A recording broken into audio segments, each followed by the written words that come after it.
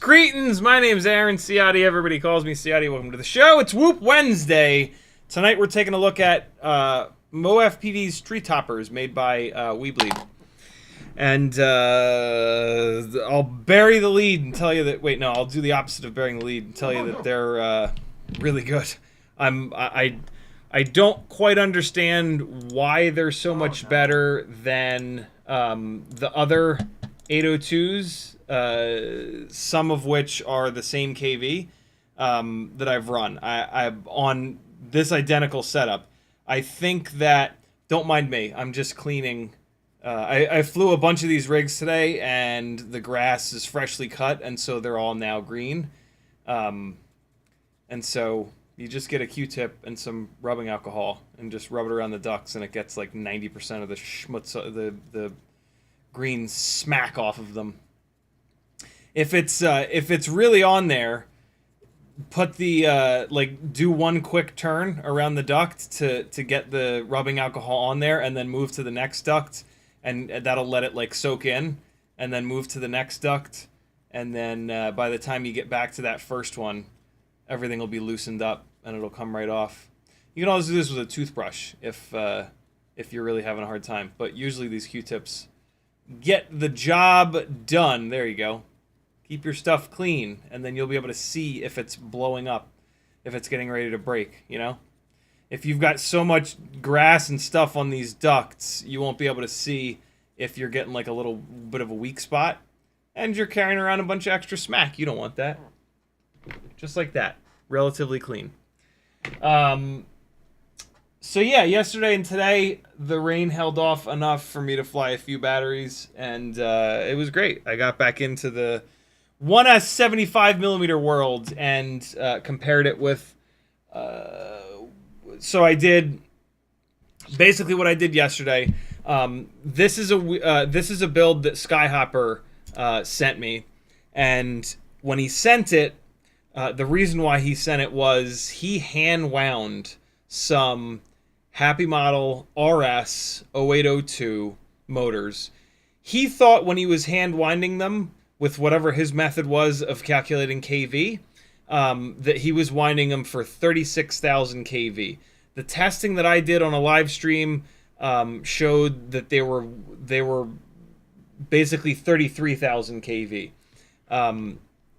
I had a set of the Tiny Whoop Imoptera 0802 33,000 KV motors that come with a 1mm motor shaft that I switched iGal bells onto, so that which have 1.5mm motor shafts.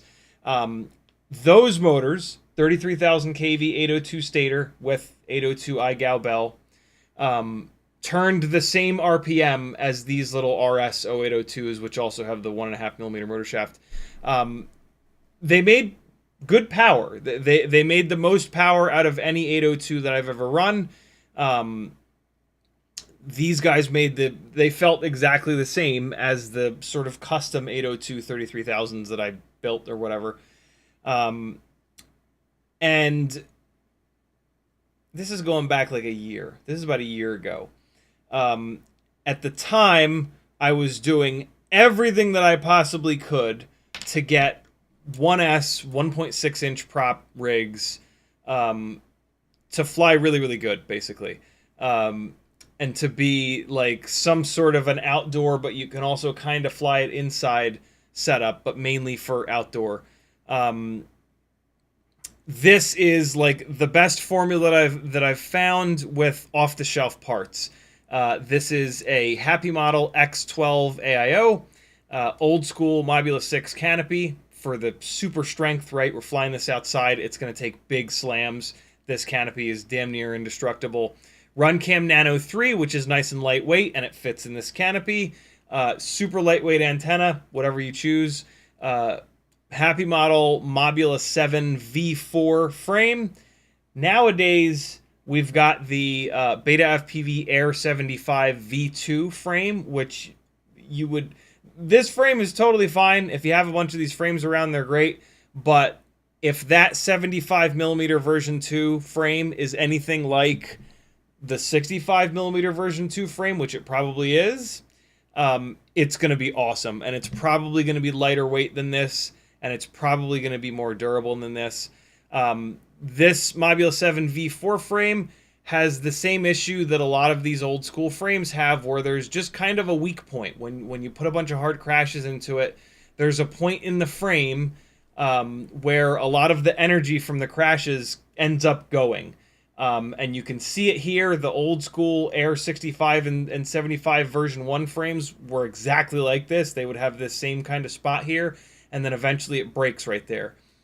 You can absolutely just take a little piece of shrink wrap and E6000 and glue this frame back together here, and it's really strong. But that's annoying. It adds a bunch of weight. Yeah, I'm going to order tonight after the stream. I'm going to order some of the Air 75 V2 frames and get this thing swapped over. I'm hoping that frame is going to be a little bit lighter too, to save a little bit of weight here. BT 2.0 is an absolute necessity.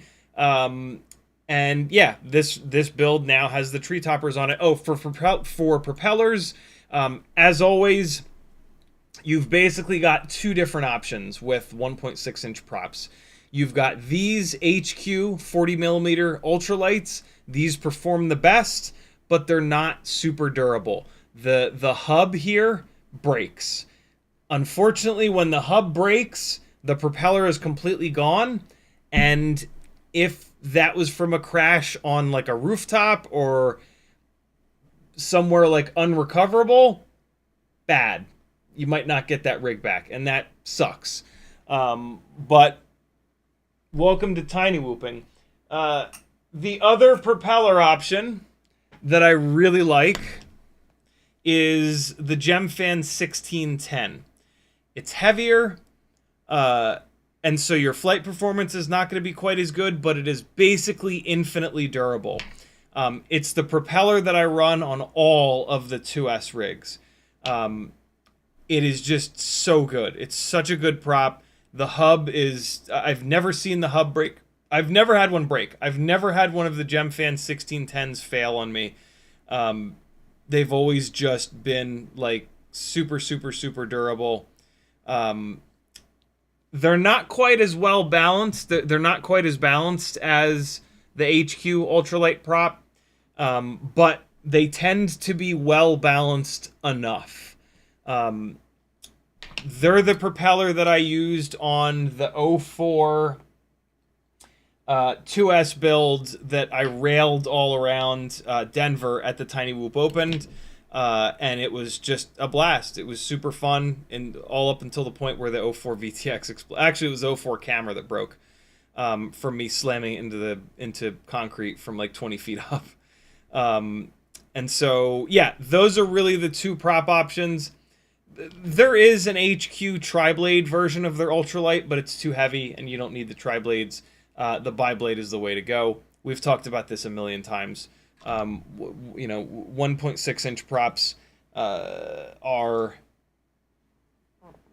yeah, kind of set. Like there's no surprises there. We know what the good props are. Gemfan 1610s or HQ. What do they call them? They call them HQ Ultralight 40mm by 2. That's what they actually call it. These Treetopper motors have 1.5mm motor shafts, thank God. And so you're going to run the 1.5mm motor shaft version of this prop. And yeah, you're going to dig it. Like if you're flying it around the house, front yard, backyard kind of stuff, absolutely the HQ Ultralight prop. Unless like some weird, I don't know, unless there's something about your front yard and backyard that's unrecoverable. Because again, these HQ Ultralight props absolutely are going to break at the hub at some point. Fair warning. Something that you can do to help with that. So one of the reasons that these HQ Ultralights break at the hub is that the inner diameter is a little bit too small. And so if you just take these HQ Ultralight props out of the bag and you force them onto these motors, you're going to have to push really hard. That is really bad for the motor, and it also puts a lot of stress on the hub of the propeller. Don't do that. Go to my Etsy store, which is on CiottiFPV, linked from CiottiFPV.com, and get yourself a 1.47mm drill bit. And when you take these 1.5mm shaft props out of the bag, put them onto this drill bit and run them up and down the drill bit a couple times. You don't have to spin the drill bit. Literally just take the propeller out. Let me see if I have a fresh one here. In theory, this is totally a fresh one. The propeller blades aren't ruined. So again, 1.47mm. It's not too big. It's not too small. It's just the right size. The first time you put one of these propellers onto this drill bit, you're going to feel there's some resistance there. And so you're just going to run it up and down. Don't spin it. Just straight pull it up and down the drill bit. You're going to put little grooves in the inside of the propeller, little vertical grooves. That's going to help it grab the motor shaft a little bit better. And you're just going to remove a little bit of material here. They're pretty close to being perfect, but they're not quite there. So just do this a few times, and you're going to remove a little bit of extra material. And then you're not going to have to push it so hard onto these motors, which is going to save your motor bell, and it's also going to save the hub of the propeller. Eventually, this hub is going to break, even with doing that. I think what HQ did is, look, with anything that's ultralight, it's gonna sacrifice durability. It's just the way that it is. I think what HQ did is they made hubs for all of their little tiny whoop propellers, and then when they went from 1mm to 1.5mm, I don't think they increased the size of the hub. So, but in fairness, their ultralight propellers with 1mm motor shafts, they still break at the hub. So like they undersized the hub as much as they possibly could, and it's sort of a weak point. That's what you get for wanting to go super ultralight. Just expect it to happen. Just understand that at some point with these HQ ultralight props, you're going to crash hard enough that it's going to push into the propeller blade, and that's going to put a bunch of energy into the prop hub, and then that prop hub is going to break. Sometimes you will see the cracks starting to form. So every time you fly your builds with HQ ultralight props, get your little 5X loop and look really closely at the... Let me see if any of these are relatively fresh props that I put on here, but I have flown a couple batteries, and sometimes you can kind of start to see it cracking pretty quickly. Just do what I'm doing right now after every time you fly it. Quick post-flight check or pre-flight check. Look at the hubs of these HQ ultralight propellers, and you will see them start to crack, and then you can either, hey, I'm just flying around the house, whatever, let it break all the way, or swap it out. BetaFPV, MoeFPV, Treetoppers have kind of blown my mind. I don't understand why. I think I know why. These are making more power and more RPM and more runtime, which is kind of why I think I know what's going on here, than any of the other 30,000, 33,000, kind of sort of hand wound, maybe 36,000, but I think actually 33,000 kV motors. What I think is going on is that I believe the manufacturer of this motor has really dialed in the thickness of the winding material. When you wind... Do I have a motor floating around here? I don't. The stator of a motor has all of these stator poles. They're these vertical rectangular things. The winding of the motor goes around each one of those stator poles. When you wind a motor for higher kV, the way that you do that is with each one of these stator poles, you wind it less times. So a 20,000 kV motor is going to maybe have 10 wraps of winding material around each stator pole. A 32,500 kV motor, it's not going to have 10 winds. It's going to have maybe 7 winds or maybe 6 winds. There's math that's involved, but it's going to have less winds around each stator pole. Some manufacturers, what they'll do is they will spec that these are production motors are not hand wound, they are machine wound. It takes time to set the machine up. So what a lot of manufacturers will do is they'll go to the lowest kV motor. So let's say that they're going to make an 802 and they're going to make it in 20,000 kV and in 30,000 kV. They'll set the machine up for the 20,000 kV motor, which means that they're going to use the thickness, the gauge of the winding material is going to be thin enough that they can wind it 10 times around each stator pole and not have it run into the next stator pole, right? The stator poles are like this, and then the winding material goes out and sits out from the stator. And so you can only make that winding material so thick before it hits the next stator pole over. And so to save time and money, a lot of times what these manufacturers do is that they set the machine up with the correct wire gauge for the lowest kV motor, which has the most winds around each stator pole. And then they do all of those motors, and then they tell the machine, hey, now I want you to only wind 7 times per stator pole so that we get a motor that's higher kV. And then they turn the machine back on, and it winds a bunch of those motors with the same thickness winding material, but less winds. And so now you have a motor that is a higher kV, absolutely. kV is tested with no load on the motor, no propeller on there, nothing. And so you can make a motor that's 1,000,000 kV with really thin, improperly sized gauge of winding material. You put a load on that motor, you put a propeller on that motor, it's not going to make shit for power, because one of the ways that motors make grunt and make just power is how much copper is in the stator.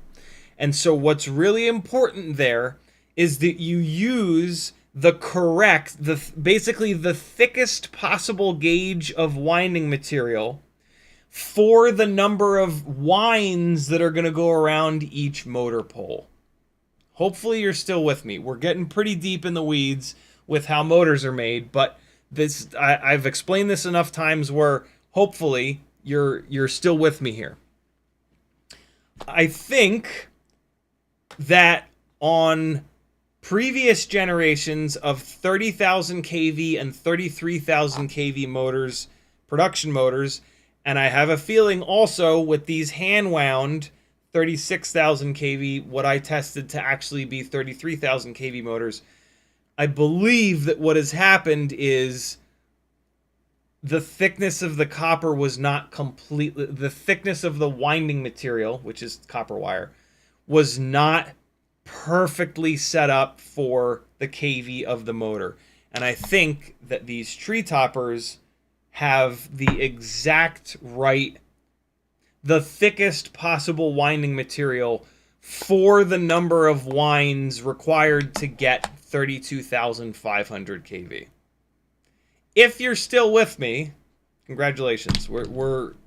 That's pretty deep down the rabbit hole of the main. These are the two main things that will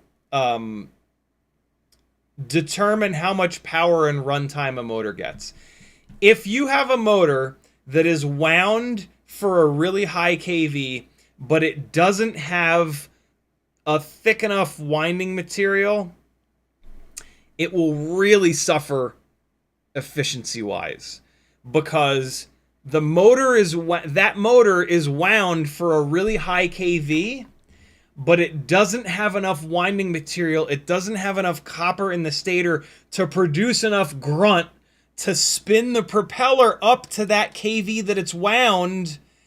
And so what happens is it spins the motor up and then it runs out of steam. Well, you keep pushing the throttle more and more and more, so you just keep dumping energy into the motor, and it can't do anything extra. It's saturated, and it starts to get really hot. All of that extra electricity that you're mashing into that motor straight up turns to heat.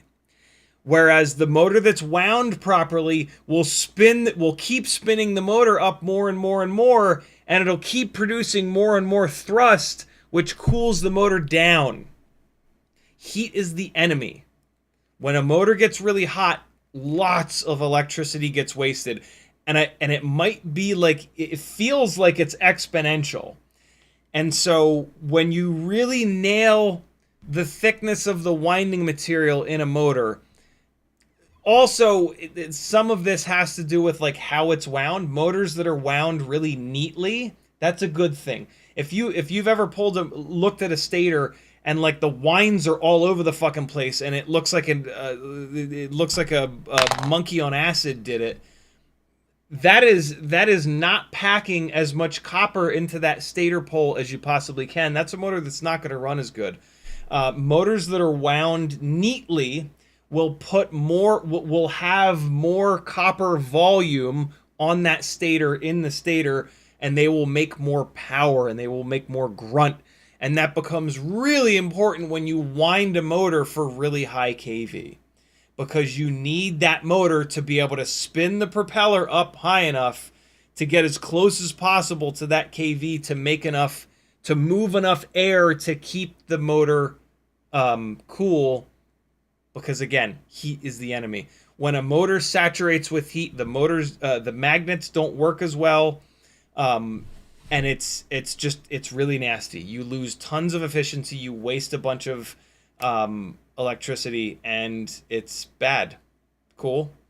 So yeah, I'm super impressed with these motors. I've completely ignored chat. I'm so sorry. Brian Kirk was first. The Bruce was second. FizzPV, Benny Bravo, Frank Nicholas, P Money, McMucus, Lewis C, FPV, Wilbur FPV, Frosty, 661, Sleepy CBR, Benny Bravo, Scotty Scott, Matthew W, Allfaxis FPV, 661. Who else is here? Danzilla the Terrible. Notice, Andrew Taylor, Levster, Crumbled FPV, Easy. I'm too old to be able to read names like that properly. Cole Powers. License to Drive is in the house. What's up, brother? Douglas 6, Lewis, Yamasor, Skoll, Texas Mini Crawlers. I think I got everybody. What's up, friends? Thanks for coming. CiottiFPV.com if you like these live streams and you would like to see them continue. This is a completely crowd-funded thing. It is hard to do this. I need everybody to help a little bit. Buy something from my Etsy store. Buy a shirt for my Teespring. Join my Patreon. That's the best way that you can get in here to help me out. It also gives you the most benefits. Yeah, lots of ways that you can support me. They're all over on CiottiFPV.com. Change your affiliate links. Change your bookmarks over to affiliate links. This is something that you should do with all of your websites. Try to always use an affiliate link. If it's not mine, use somebody else's. We rely on it. You know, the more you support us, the more stuff that we can test, the more money we can save you from telling you what sucks and what doesn't suck. Cool? In the chat, if you want to talk directly to me, just type CiottiFPV. McBucas said CiottiFPV. Hola, vámonos. FPV says, do you have my shipping info or should I get a hold of you? If you're a patron, FPV. Patreon doesn't force you, but encourages you to put your address in there. That's why I do the giveaways through. That's why the majority of the giveaways are for patrons. So yeah, if you're a patron, it should already be in there. If you want to go check to make sure it's your current address, awesome. 661 says, "What's up, CiottiFPV? Those sound like a lot of kV for 75mm, but I'm here to hear your opinion. I got some vegan skyscrapers, and they're really good. 802 25,000.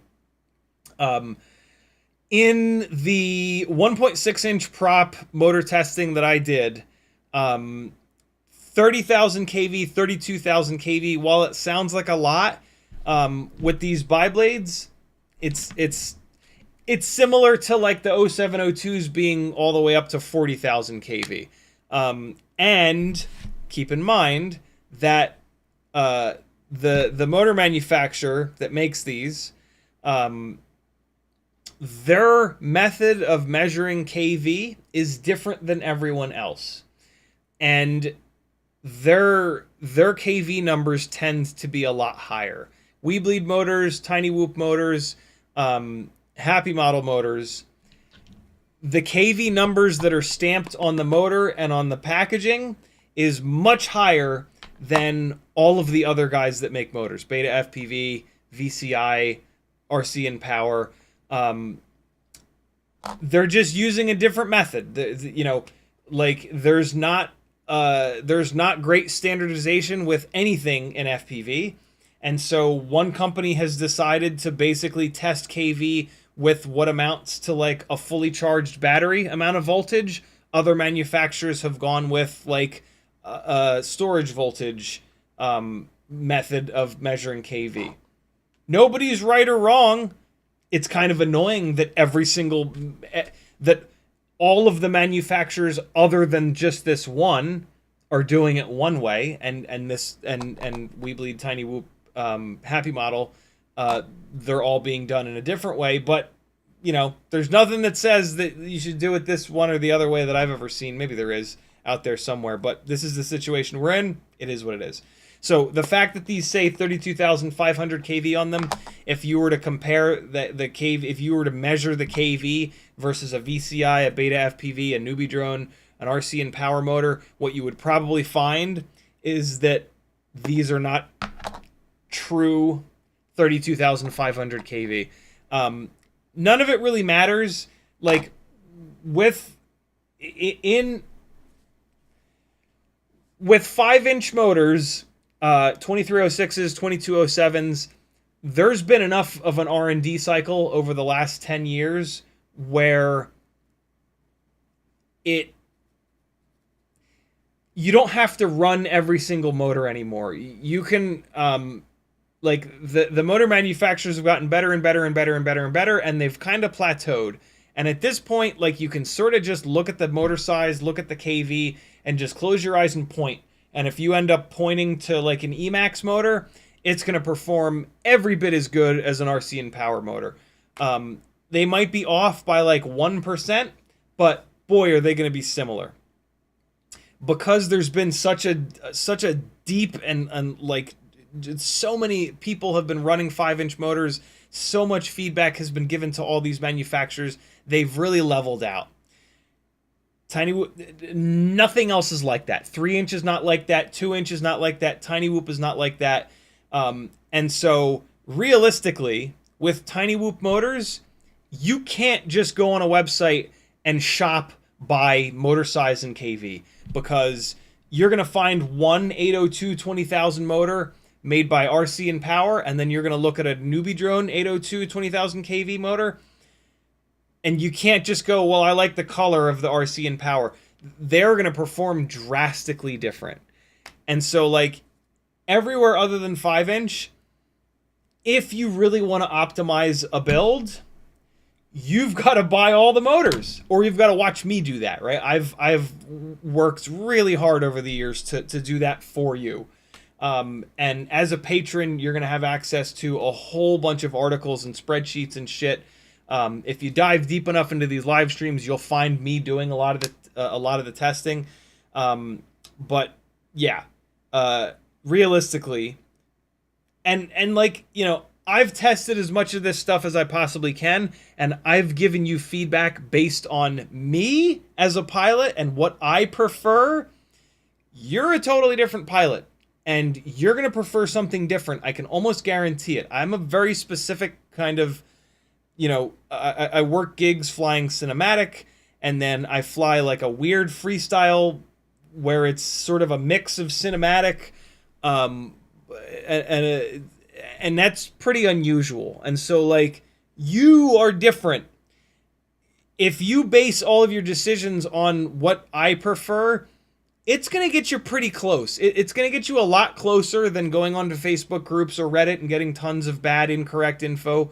It's going to get you way closer to something that you absolutely love. But every single one of you, if you want to build the absolute perfect custom rig for you, you have to buy all the motors, and you have to buy all the props too. Props are cheap. That's easy to do. You should have all the props anyway. It'll cost you like $30 to have one set of every single propeller that's available. Motors, it's going to cost you a few $100s.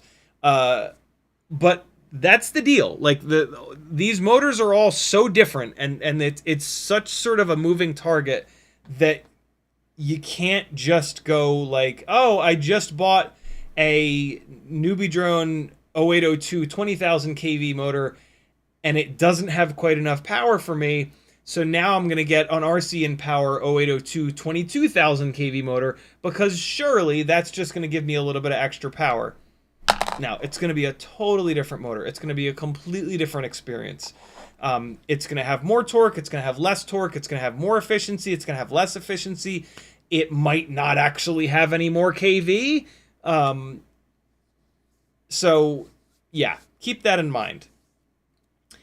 In all of the motor testing that I did on 1S 75mm 1.6-inch prop builds, my two favorite setups were my two favorite motors, I should say, were the BetaFPV 1102 big boy 22,000 kV and my custom made Tiny Whoop / iGow / Imoptera 0802 33,000. When this custom wound 802 was sent to me, it felt exactly like, and it spec'd out. I tested the KV. I tested the RPM that it could produce with a propeller on it. Where's that spreadsheet at? So the spreadsheet is called Tiny Whoop Prop Testing. Nope. It's called CiottiFPV Tiny Whoop Data. Again, it's available for you patrons. It's tagged Tech Talk over on the Patreon.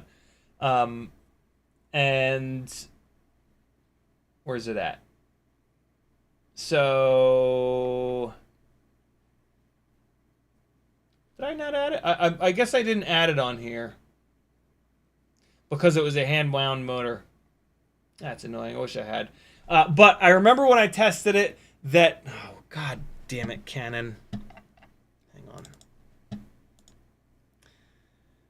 This is a bug in Canon's EOS webcam utility software that is incredibly frustrating.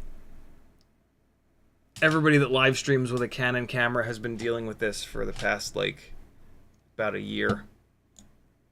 It's super annoying. Sometimes it's really bad. Lately, it's been kind of okay. It's super intermittent. There we go. Yeah, I remember when I tested these hand wound motors, they were just like the 802 33,000s. These are different. These Treetoppers are more efficient and make more power. How do I say that name? Deez Skeezy? It's Deez Skeezy, isn't it? Deez Skeezy. That's it. Look at me. I may be 44 years old, but god damn it, I'm in touch with the youth. Deez Skeezy with a $20 super chat. Super generous, man. Thank you so much. He says, love you, buddy. Your advice saves lives. Thank you, man. Very, very cool of you. I'd like to think that the fact that I, as a male, actually talk about, I know you're making a joke, but for the record, just to be a proper 44-year-olds here, I would like to think that as a male, just talking about mental health shit at some point might actually save a life. That would be pretty cool. I would like to also think that, you know, the Facebook group FPV Therapy, the FPV Therapy text channel over my Discord, yeah, hopefully those things have had a not hopefully. I've gotten enough messages from those of you that have been struggling before and have found it, or have found a live stream where I've kind of talked about it. I've gotten enough messages from you all that I know that it's helped you. I don't necessarily know if it's saved anybody's life, but hey, you know, every single little thing helps. I'm very, very happy to have been a source for good for some of you folks that, like me, have continued to struggle with mental health shit, because unfortunately you're in it for life in most cases. I am just in that vein. I am over a week into gabapentin, and I don't know. It might be helping. Maybe it's super hard to tell with these brain drugs that take a few weeks to build up in your system. How that, like, you know, my particular flavor of mental illness, which is heavy on depression and anxiety with some OCD sprinkled on top. It is very, like, episodic. And so, like, I'll have a week where I'm basically in mania, not quite that bad, but yeah, I'll have a week where I feel absolutely awesome, and then I'll have a week where I want to jump off a fucking building. And then I'll have a month where I feel okay, and then I'll have 2 weeks where I feel like absolute shit. So it's when I went on the 3-year journey of trying to find medication that would help, it was incredibly difficult to tell if they were actually helping anything. What typically they would have such horrible side effects that I wouldn't be able to stay on them because of the side effects. Thus far, I don't think I've really had any nasty side. The most common side effect was just diarrhea every single day. So like, you know, an hour in the bathroom a day sucks. I've not had that, and that's great. But yeah, I'm a little over a week in, and we'll see. I'm still on half the dosage that people normally start at. So I'm now gonna double. Basically, they want you to take it twice a day. I've been taking it just once a day. So yeah, we'll see. There's your mental health minute for the live stream. Thanks again for the support, brother. Very cool of you. Yeah, I'm super impressed with these motors. Let's dive in. We're gonna start. Actually, what we're gonna do right now is we're gonna fly it because I only have one of these 1S 450s. I don't know. I know I have more. I just can't find them at the moment. So we're gonna fly this real quick. This is not an indoor rig, but we're gonna fly this anyway, just because that's what I do on this live stream. Is I try to live fly and give you guys some like feedback, and if you have any specific questions while I'm flying, you can ask them. It also gives me an excuse to wear these $900 goggles, which I've now put a giant Micro King sticker on this obnoxious patch antenna. This is just for the memes. These giant antennas are actually on HDZero. I am gonna do a little bit of testing here, but this is just me being kind of funny. Shit. The foam on these goggles is starting to slide all over the place. That's not going well. The foam has broken free of the adhesive on the nose part of the I don't know what the hell foam this is. I think this is some old Fat Shark foam that I had kicking around. It works really well. Usually I just run my old Fat Shark HD3s, but the DVR in these goggles is awesome, and maybe I'll do something with the flight footage from this flying inside. I have some half-decent flight footage flying outside, although the camera looks like absolute hell. But, hey, you know.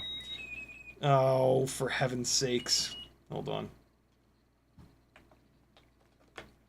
Let me swap the battery out in this transmitter. I meant to do this earlier, but I forgot! What the hell? Come off! Oh, shit. I might not have another battery. No. Yes, I do. Yes. Look at me remembering to charge a battery. Hopefully. Actually, this might be dead. Oh, shit. This battery's going to be dead, too, isn't it? Let's see. Hold on.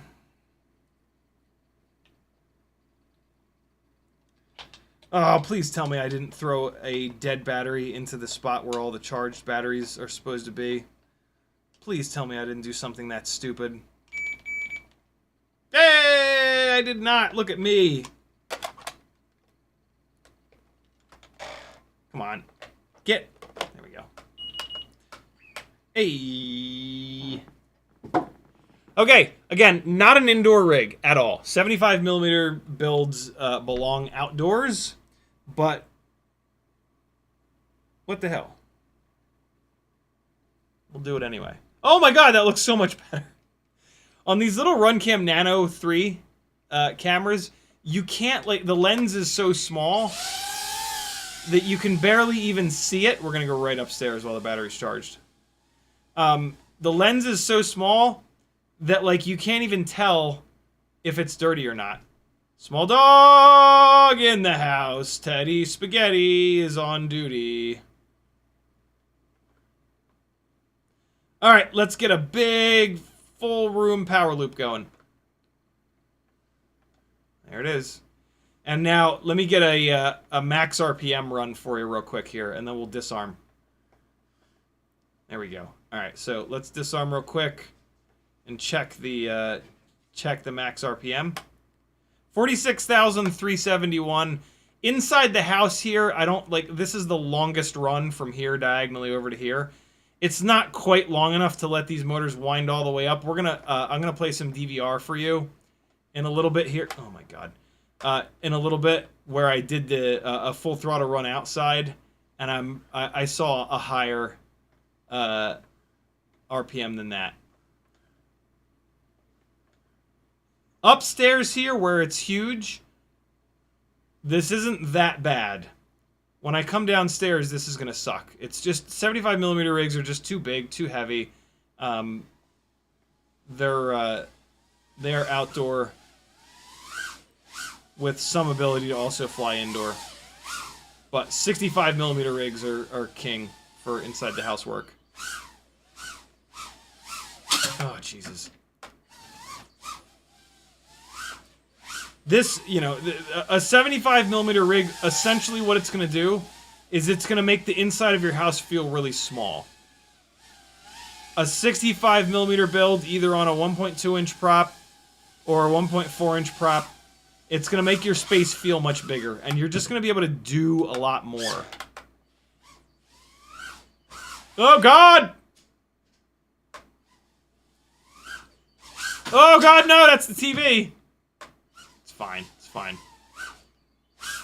I should have let it fall. It was about to fall into that gate. Ooh, big white flash in my goggles. Ah! Oh.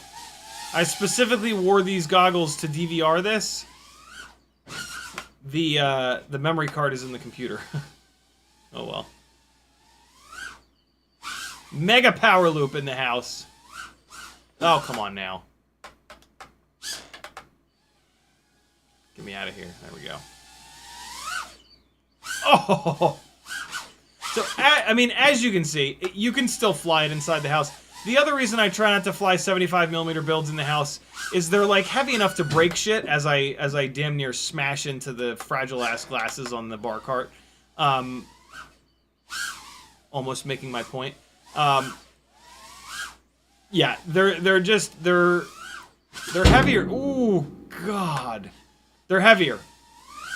And, you know, you probably live with someone that has stuff that they don't want you to break with a fucking tiny whoop. Oh, this is wedged under the side of the bass drum. That ain't coming out. Hold on. Walk of shame! Walk of shame! Teddy Spaghetti loves the walk of shame. Because then he can assault the tiny whoop and try to get his spit all over the lens. So, look at the runtime, guys. We are at 3 minutes and 5 seconds. Oh, God. 802s. Whoa! 802s are a heavier motor than what we usually run inside, right? We usually run 702s inside. But we're pairing them with a bigger, more efficient propeller. I've never seen this kind of runtime out of an 802 on a similar build to this, which is what really tips me off that they've nailed the thickness of the windings so that this thing, even at full throttle, is able to spin these bi-blades up and oh, God, it's so hard to fly. It is so hard to fly bigger, heavier rigs down here. See that, like, right now, it's just, okay, this battery's donezo. Look at that runtime, though, man. That is crazy runtime, 4 minutes and 13 seconds. I was seeing that runtime outside as well. Let's give the battery a second to bounce back. 356. Probably will hit 357. There it is. And that's with the, you know, that's with it, like, running the VTX and all that stuff. When I unplug this battery and put it on a tester, it's probably going to bounce back to, like, 3.7, 3.8-ish. And that's what I want. I like to, and that's where I have my low battery warning set, so that I don't have to now storage charge this battery. This will bounce back up to, like, 3.8 volts, and then I just put it away, and it's at storage voltage. That's how you make Tiny Whoop batteries last a lot longer. Don't run them down to like 3 volts per cell. That really hurts them. And then you know you're not going to storage charge a tiny Whoop battery, right? So now it's going to sit at like 3.4, 3.5 volts per cell, and that's not as good for it as when it sits at 3.8. Just as an example of that, I have my ViFly over here. I'm going to plug this in and see what voltage it's at now that it's not driving the whole quad. 3.75, 7.6, 7.7, 7.8, 3.78, right? So this is it. That's a fairly conservative sort of runtime, right? Like a lot of people run these batteries down really, really far. I don't recommend you do that. If you have a good build and a good combination of parts, you can still get really nice runtime, right? 4 minutes in this case, and not hammer the living hell out of the battery. On one hand, the tiny Whoop batteries are cheap, so it's kind of like, oh, what the hell? I'll just run them down and destroy them and just buy more. But, you know, look, it's tough to make money doing FPV full time, and so I try to make as much stuff last as long as I possibly can. Let's take a look at some flight footage from yesterday and today, because that's where we're going to really see some stuff here. Why are the dates all screwed? I thought that the HDZero goggles timestamped stuff. I mean, they do timestamp stuff, but it's not quite good enough. Why are there so many files on here? All right, let's fly in the basement. Oh, it's a lot of flying in the basement on this memory card. Okay. Basement. I meant to do this before the stream, but I just ran out of time. My apologies. But we'll get there. Hold on. Let's see. Oh, God. What in the fuck? Sorry about that. Anybody wearing headphones? Although you're dead now, so you can't hear me saying this. Here we go. Okay. The HD's... Ground is lava today, baby. Ground is lava. Everything was wet, so this is yesterday. 802 hand-wound motors. Okay, so... Supposedly they were... These... I'm going to turn myself down. So this is the hand-wound motors. This is how this rig was when it came to me. These, when I tested them, they tested out as having the same KV as the 33,802s that I kind of like hand combined. Tiny Whoop Imopteras, or I don't know how that word is pronounced, but Ipomoea, I think actually is closer to the pronunciation, which was an 802, 33,000 kV motor. I used the stator from that, and then I used an iGal bell. There's a chance that that combination of one stator and a different bell, they are from the same manufacturer, it's not, there's a chance that the magnets are not lining up properly with the stator poles. I really doubt that, but you never know. This motor here, though, is hand wound, and it's the same bell and stator. This is a Happy Model RS0802 that's been hand wound. Cool. That's what you're watching here. Let me make it a little bigger for you.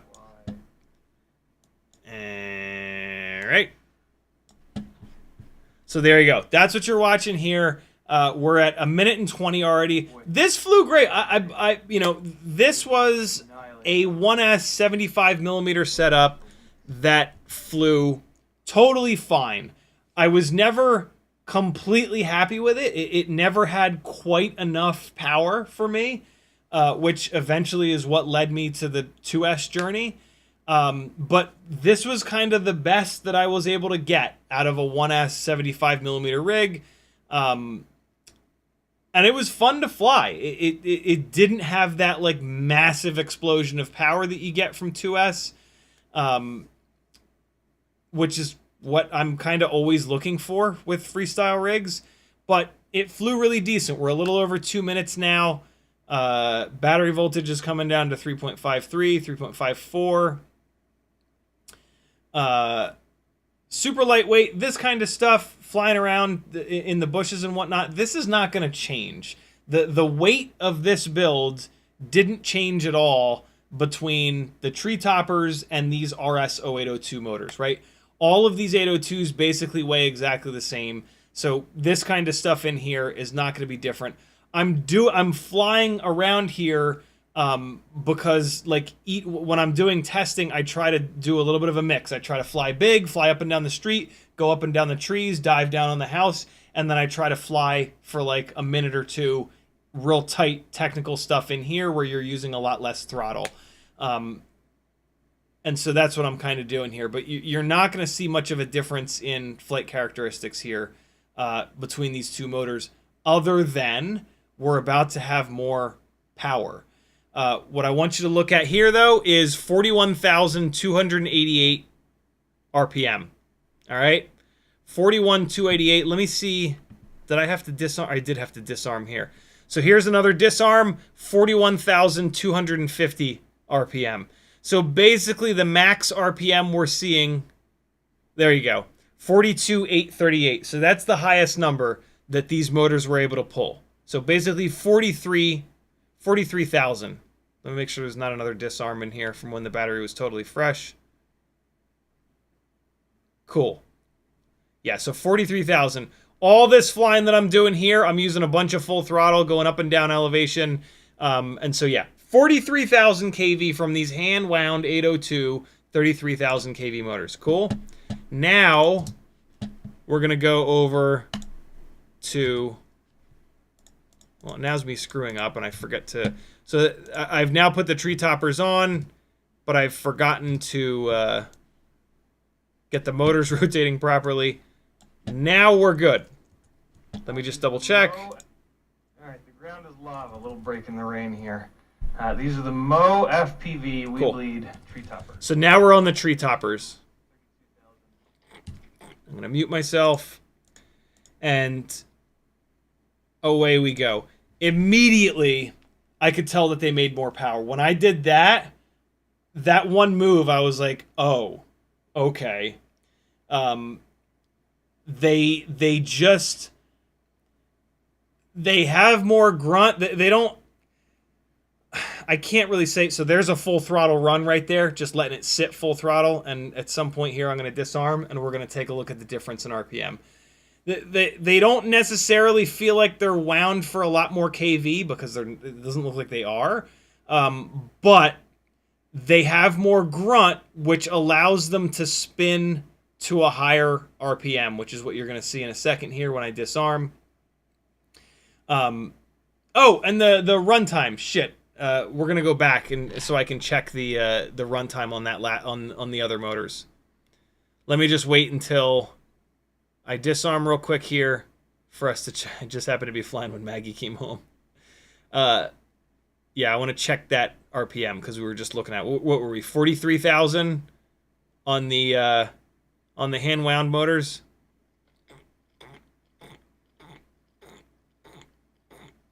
Come on now. Disarm me from yesterday. Here we go, getting a good mix of flying in, almost at the top of that fucking tree. That would not, I would not have this tiny whoop anymore if I'd put it in the top of that tree. There's no way in hell it would have fallen down through those branches and leaves. I feel a disarm coming. Come on now. Ugh. Here we go. Yeah. All right, let's see. Ready? Ready for this? 46,854. It's a big difference, dude. That's a really big difference in RPM. I'm gonna let's let this run. We're gonna let this run, then we're gonna go back to the other one.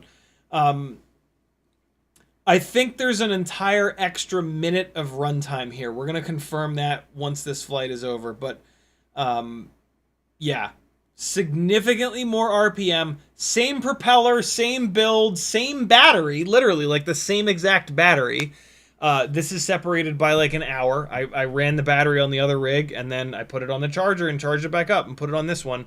And so, yeah, same everything, but significantly more RPM and I'm pretty sure significantly more runtime.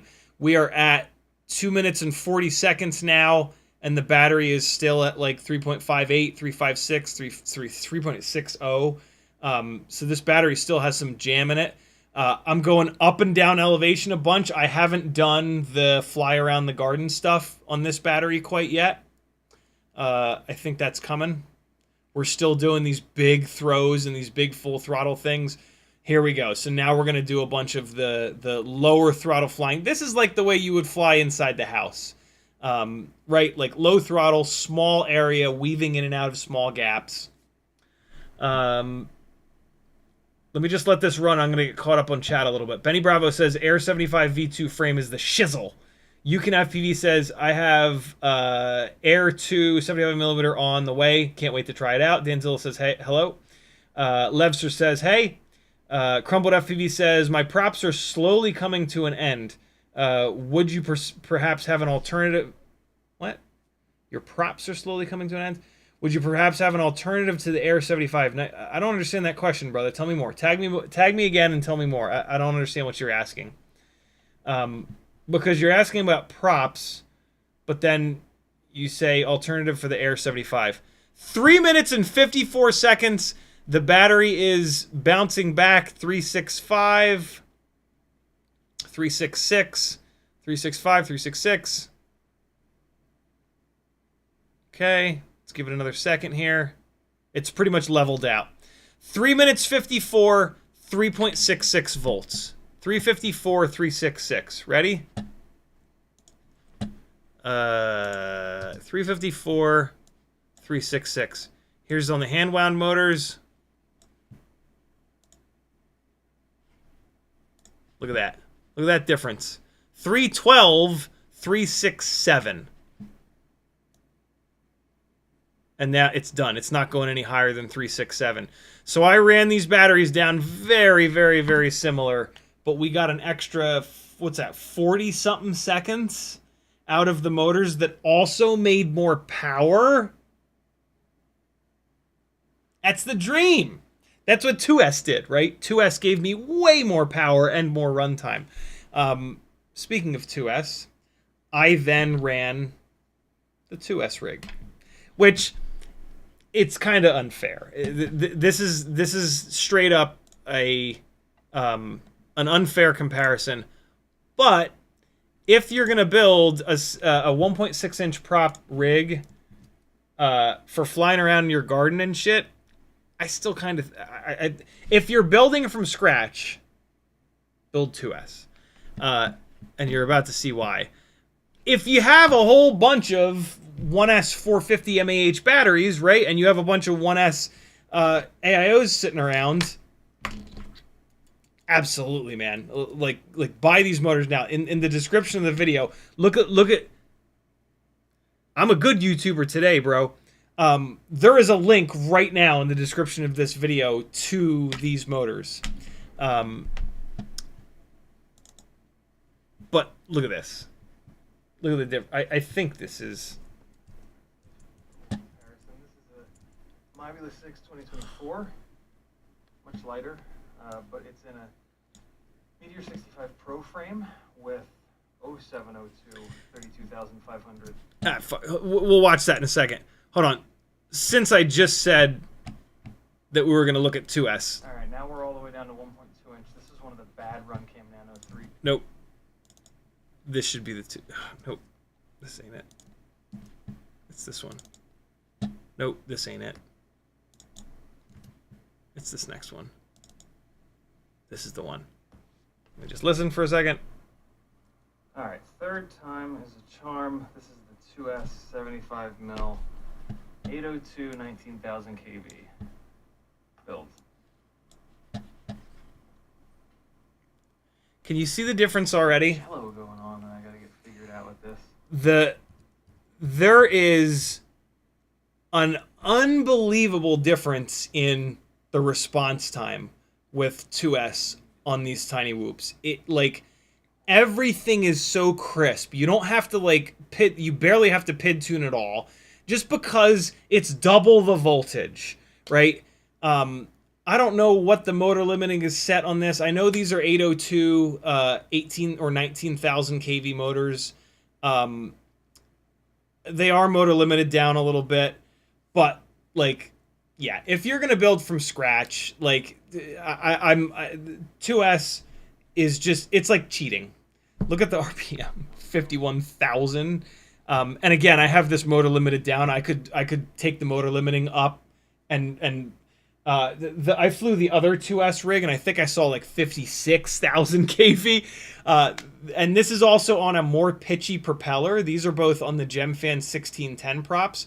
The weight penalty is like 2 grams, so you can still drop down and do this super in tight kind of flying. It's actually, I find it to be easier because the response time is so much better. There's like literally less latency, because when you make an adjustment, there's so much power, it just cranks the motors up and the propellers up. But a lot of us have a bunch of 1S 450 mAh batteries floating around, or 550.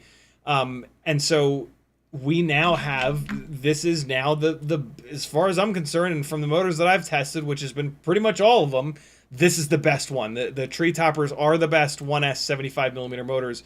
But again, in fairness, 2S is king. Like this flight experience is just ridiculous. The immediacy that you get from bigger rigs, like 5-inch rigs, for example, on like, 2306s with 6S, that like just absolute instantaneousness with everything that you do on the sticks, you get that with these 2S builds, these 2S 75mm builds.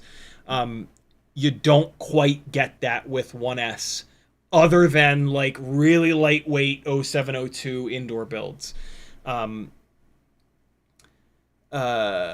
If you're ever tangled up in leaves and shit there, just keep fucking turtle moding. Just keep, and try to roll it like this. Try to like turtle mode it one way and then arm it and flip it like this and then turtle mode it again. Try to roll out. That's what you were just seeing me do.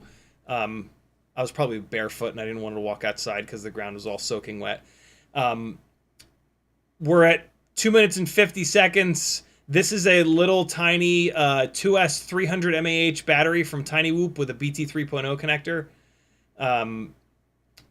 When I fly these 2S rigs, I tend to like really hammer the throttle to like throw it up over the roof, and that chews the battery up pretty good. But yeah, anything more than 3 minutes, man, I'm always super, super, super happy.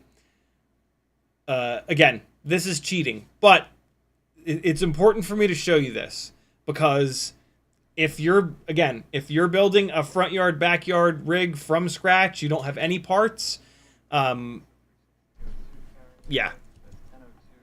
do 2S. It might cost you a little bit more, but it's just insane. This was a little sketchy. So this rig, you can see this red TPU around the outsides. This is actually an Insta360 Go 2 carrying setup, just without the Insta360 2 on it. This is on 1002s that I have barely motor limited. Look at the RPM. I had another one of these batteries charged, and I figured, what the hell, I don't fly this rig all that much. Look at the RPM that this thing turns. Ready? Wait, hold on. No, balls.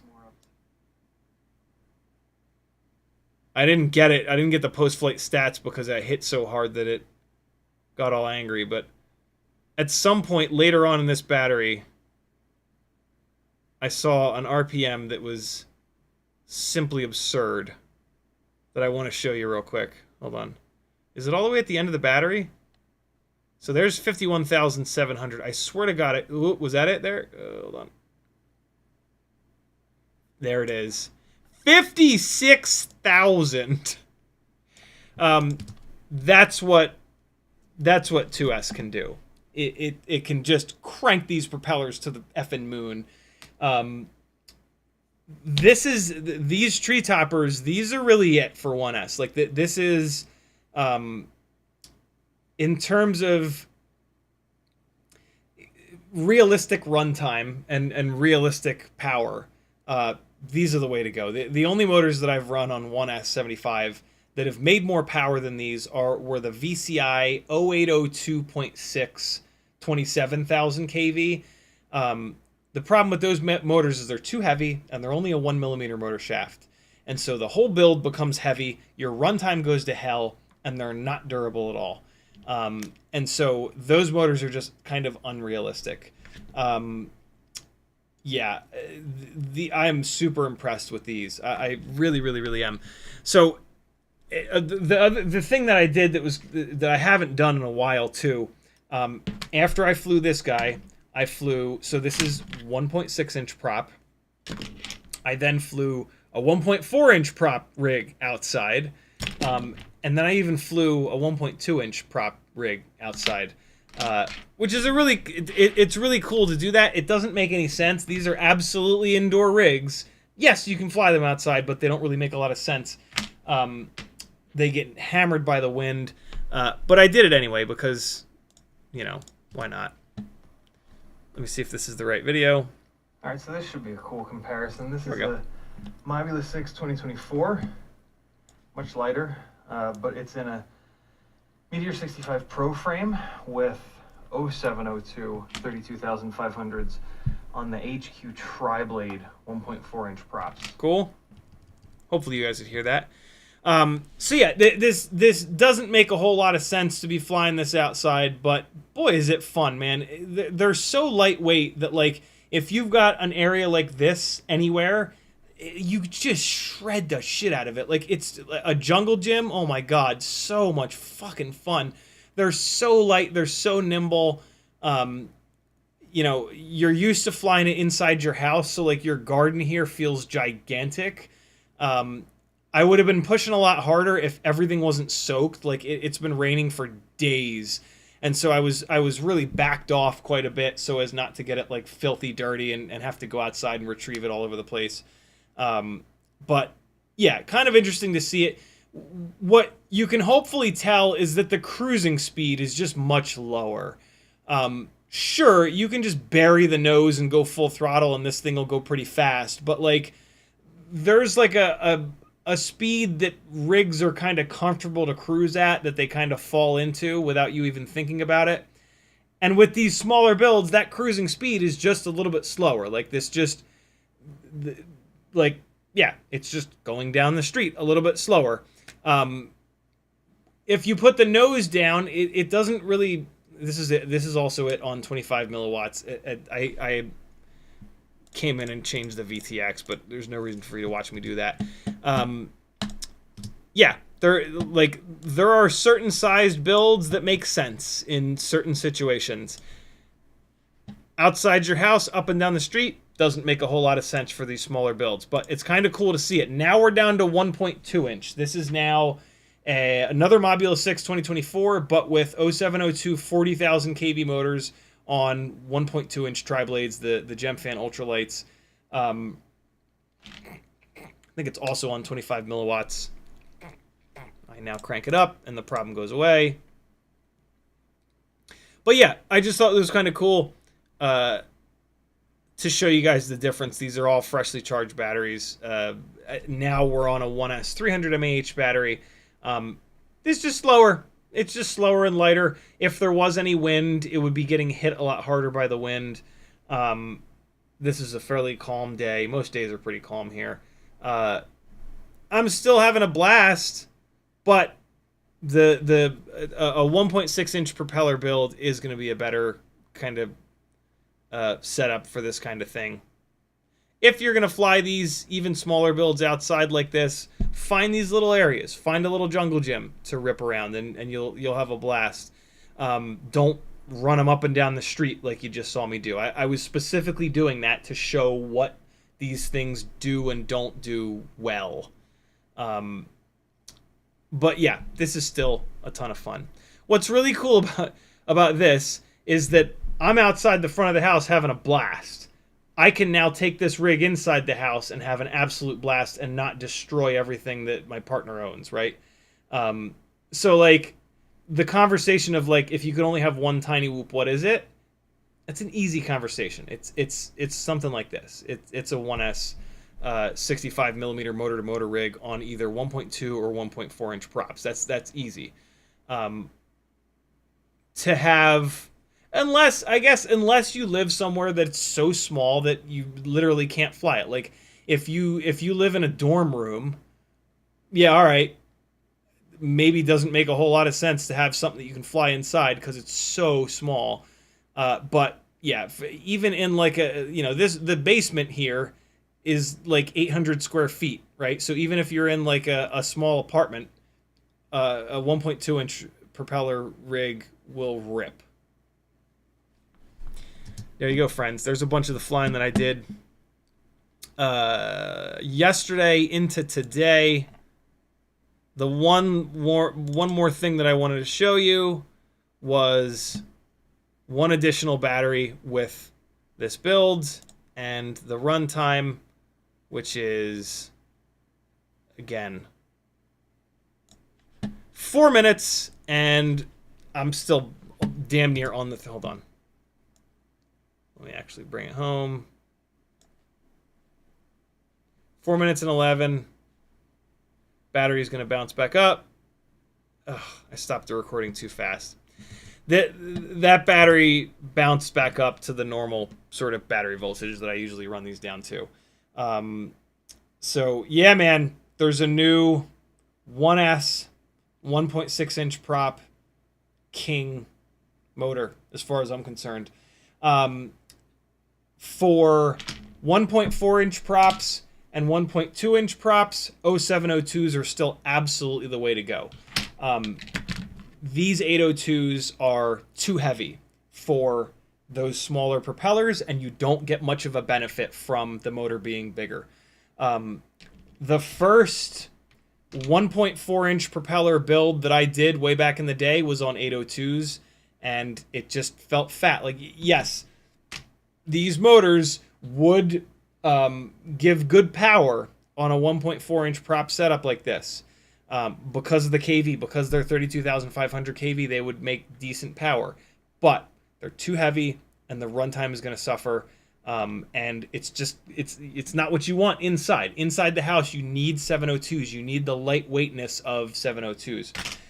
So, yeah, as the name says, Treetoppers, that's what these motors are for. These motors are for 75 millimeter motor-to-motor, 1.6 inch prop builds that you're going to primarily fly outside. You can fly it inside, like I showed you a little bit ago, but it is going to make flying inside very difficult. Like, to do anything with this, flying it inside, I am, like, trying as hard as I possibly can, and I'm still bouncing all over the place. You can fly them inside, but that's not what they're there for. I love this name. This is the perfect name for them, because it tells you what you should do with them. So yeah, great job, Mo. Great job, Weebleed. I'm super impressed with these motors, and these motors are going to stay on here. I don't do much / any 1S 75 millimeter flying anymore, because I've really moved over to 2S. But I keep one build. This has been the one build that I've kept together, and it's been on these awesome hand-wound motors. And I feel bad not using these hand-wound motors anymore, because it's super cool that they were made for me.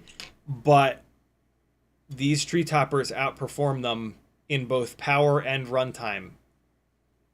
And that like the end, right? Like that's it. Maybe I'll fly this more now that it flies a little bit better. If I go out with like a bunch of 1S stuff, there's no reason that I won't kind of take this with me. Or if I just need to, you know where I will fly this is at the dog park. When we take Teddy to the dog park, and I want to be just ultimate quiet, ultimate chill, not pissing anybody else off, this will be super fun for that. And so yeah, these motors are here. This is the custom FPV case that he made for me with my logos on it, which holds two 75 millimeter 1S rigs, and this now lives in here. The other build that's in here is this Walksnail build, which has the 1102 22,000 kV motors, and I did fly this as well on the same battery. The RPM that I saw from these motors was 48,000 48,000 RPM. I specifically wrote that down to remind myself, but I now forget what RPM we saw from the Treetoppers. 46,000 here. Let me just check again.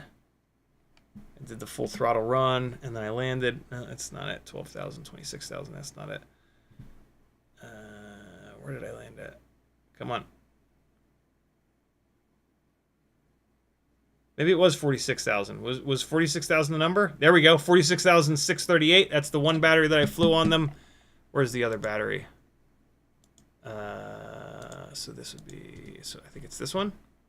Oh, wait. No. I had to fix something. Here we go. Let's just check. All right. The ground is lava. A little break in the rain here. These are the MoeFPV Weebleed Treetopper. All right. Turn this down. And then, so, full throttle blast. And now, where's the first time I disarmed it? Played around with Maggie. Should be right up here. 46,854. So, here's what's super funny about that. We got 2,000, a little bit less than 2,000 extra RPM on a pitchier propeller on a lower kV motor. This is an 1102, 22,000 kV. This is an 802, 32,500 kV. How the hell is that possible? On a less pitchy propeller. It's possible because the stator volume is, with more stator volume, 1102, that's going to have the grunt to push the propeller to a higher RPM. With these 802s, what we've been doing, just like what we've been doing with the 702s, is that we've been winding them with higher and higher and higher KVs in order to, which will get you a little bit more power because we want to keep the weight down. These 1102s are much heavier than these 802s. So this build with the Treetoppers is probably like almost 3, maybe even 4 grams lighter. And so that's going to get you more efficiency. That's going to get you better flight characteristics in certain situations. And so, you know, when I did all of this 1S 75 millimeter 1.6 inch prop testing, I settled on 0802 33,000 kV motors and BetaFPV 1102 22,000s. These were the best 2 motors. Now, you know, the one motor's been changed to these Treetoppers, but these BetaFPV 1102 22,000s are monsters. They are fucking beasts. If you're going to do a digital 1S rig, they are absolutely the right motors to run. If you're going to do an analog lightweight build, pick. What do you want? A bigger, heavier motor that makes a little bit more power? Or do you want a lighter motor that's going to be more efficient and makes almost as much power? It's great that we have that option, right? It's great that it's not just like, yo, this one motor is the one, the end. Because maybe that's not the right motor for you. Maybe you're going to do a build that's 3 grams heavier than this. In that case, these 1102s are probably going to be the right option. If you're going to do a lightweight build, though, Treetoppers, baby. They are now my lightweight 1S 75 millimeter motor of choice. And they will live in here along with this build happily. Let me show you what the last thing I'll show you while I fix the goddamn camera shitting its pants is this thing flying around. You're gonna really notice the difference in runtime. That's the slot car place. In fairness, this is a digital build. It's carrying around an extra 7 grams with the Walksnail setup, and so of course the runtime is going to come down quite a bit, but still, oh, for Christ's sakes, come on. But yeah, just so that you see it. Let me get this fixed real quick here. So one.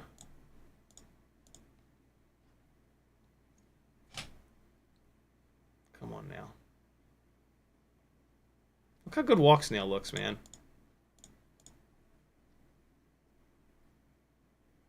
See, like, coming up here into the branches and shit, doing that with analog is really sketchy. Doing it with digital is just fun.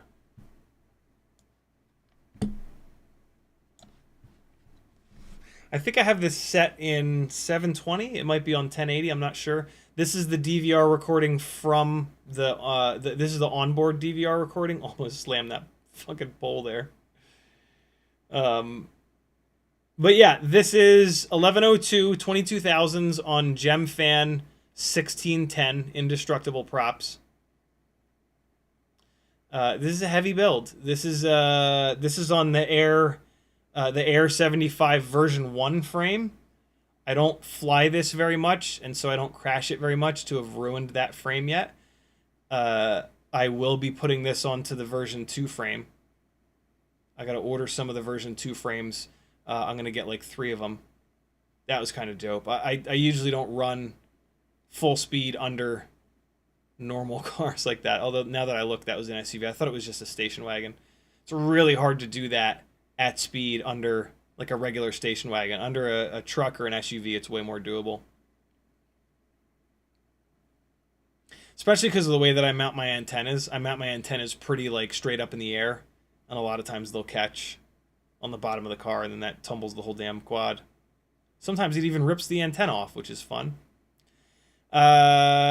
So we are at like 2 minutes and 28, but there was a gap in the beginning before I took off, so we're gonna factor that in a second. Let me just wait until I land here. The goggles unfortunately didn't have a memory card in them. 2 minutes and 45. Oh wow, not much. So I took off like 10 seconds in. So like 2.5 minutes, 2 minutes 35-ish of runtime. That's pretty good. I've always been impressed by how efficient the BetaFPV 1102 22,000s are. They're a hell of a motor. Less than 3 minutes is a little bit annoying, but you know, with digital on a tiny whoop, you're gonna make some sacrifices, and sacrifice number 1 is runtime. So yeah, there you go, friends. There's a full kind of picture of an awful lot of the 1.6-inch prop testing and motors and props and all that jazz that I've done over the last couple of years. The performance of these motors, I am so spoiled by 2S that the performance of these motors it's not quite enough. That has very little to do with these motors and everything to do with 1S. We've found the limit of 1S. 1S is absolutely perfect for small quads inside the house. Wow, Canon, you are fucking killing me, man. Hold on. Let me reset this bullshit one more time. If this doesn't fix it, then it's actually a YouTube problem. YouTube as a streaming service is awful. They have a lot of catching up to do. Yeah, this is a YouTube problem. So YouTube is gonna crash in a minute here, and then this will stop stuttering like this.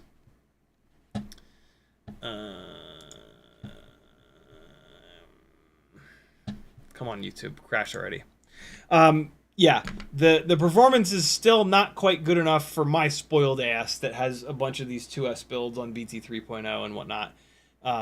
But this is damn good. I had a blast flying this yesterday and today. So if you've got a similar setup and you want a little bit more power with really good efficiency, get you some.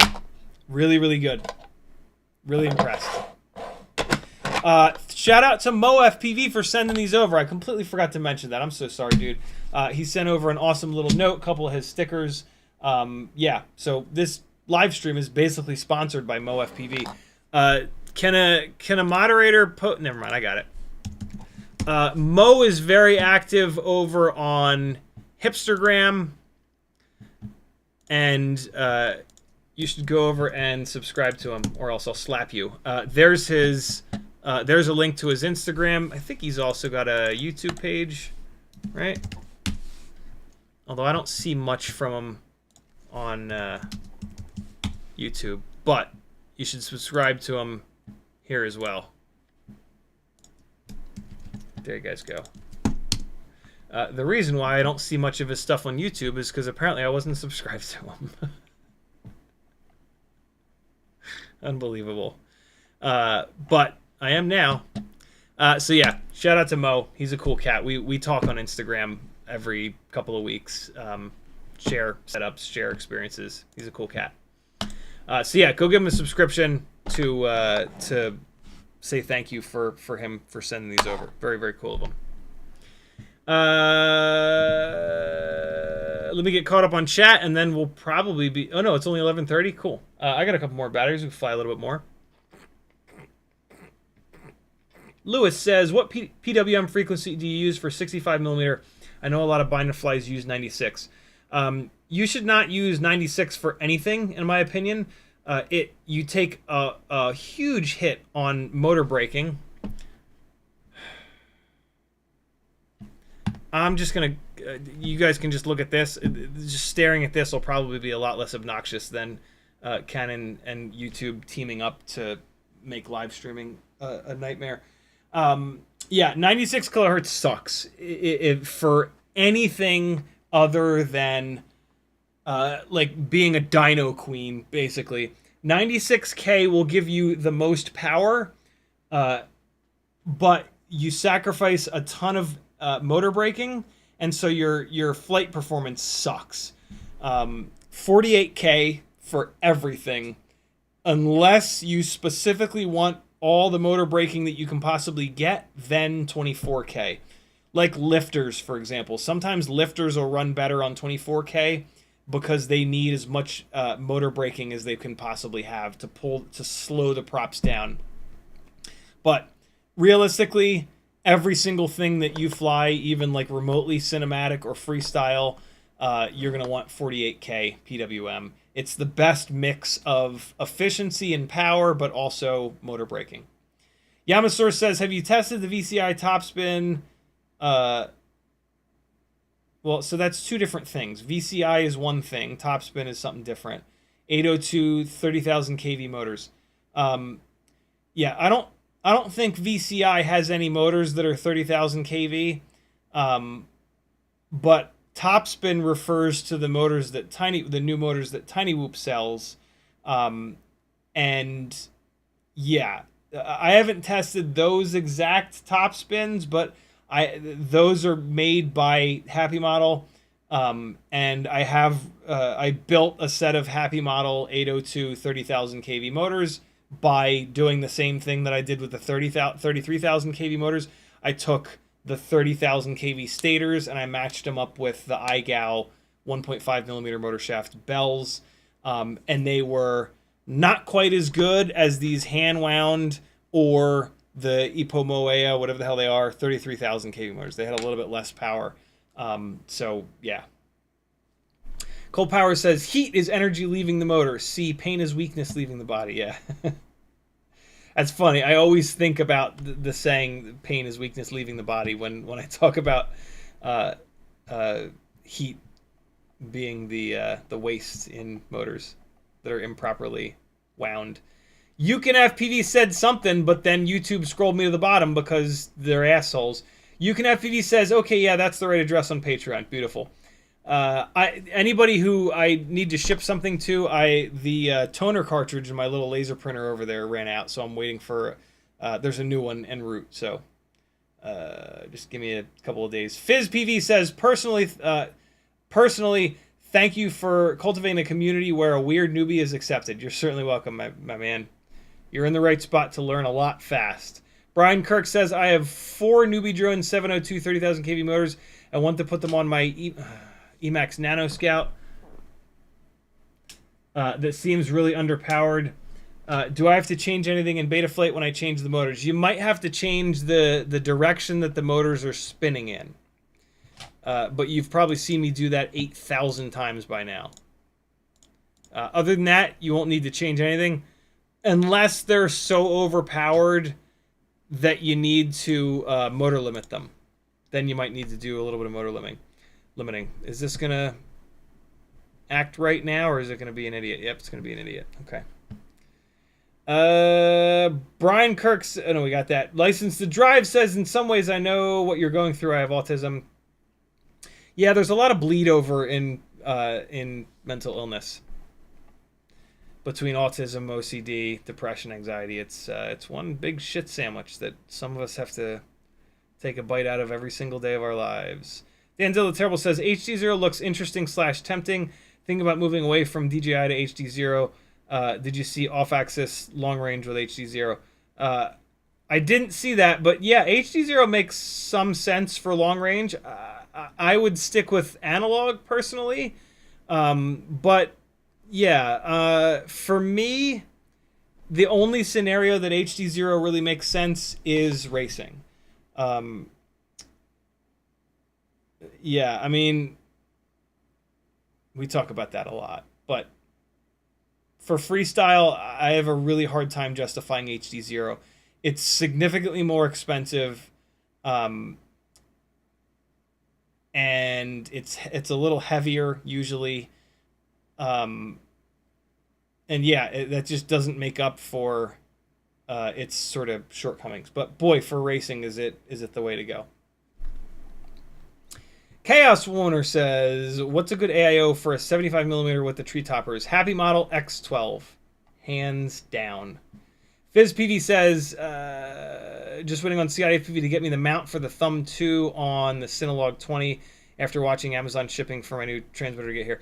You know, the other problem is that the 3D printer's on the other side of the room because I'm still waiting for the flooding shit to get dealt with.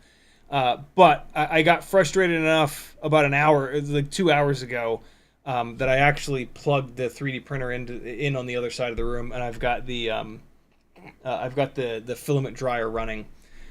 So yeah, I am going to be 3D printing again. Hey,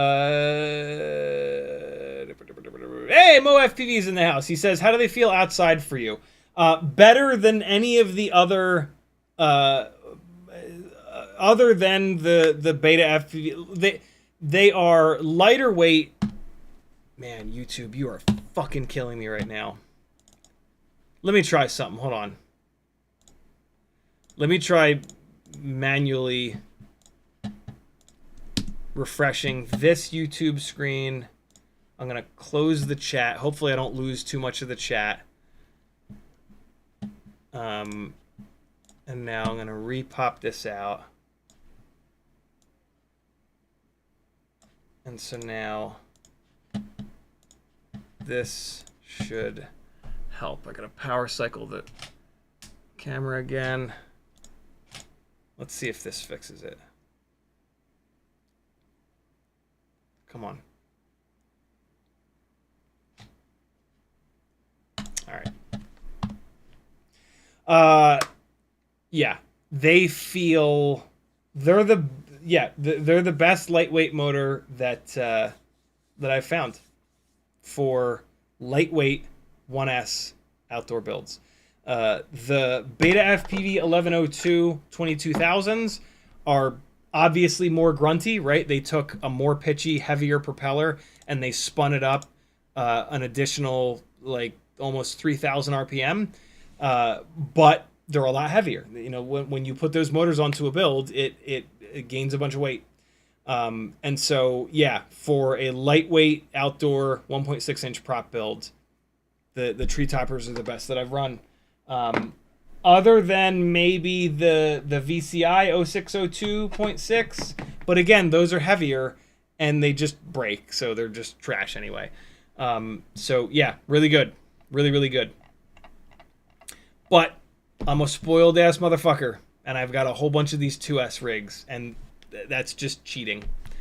You know, you double the voltage, right? Like when if any of you have gone from 4S to 6S on a 5-inch rig, and you've noticed that massive difference, double that difference. That's what happens when you go from 1S to 2S. It's absurd. But, you know, you gain a little bit of weight. It's going to make a little bit more noise. Texas Mini Crawler says, how would you say the Happy Model 30,000 kV with Tiny Whoop iGao bells on the Mobula 7 frame you have on Etsy perform? They're good. They're almost as good as the 0802 33,000s. But yeah, not quite as good, and they're definitely not quite as good. They're definitely not as good as the Treetoppers.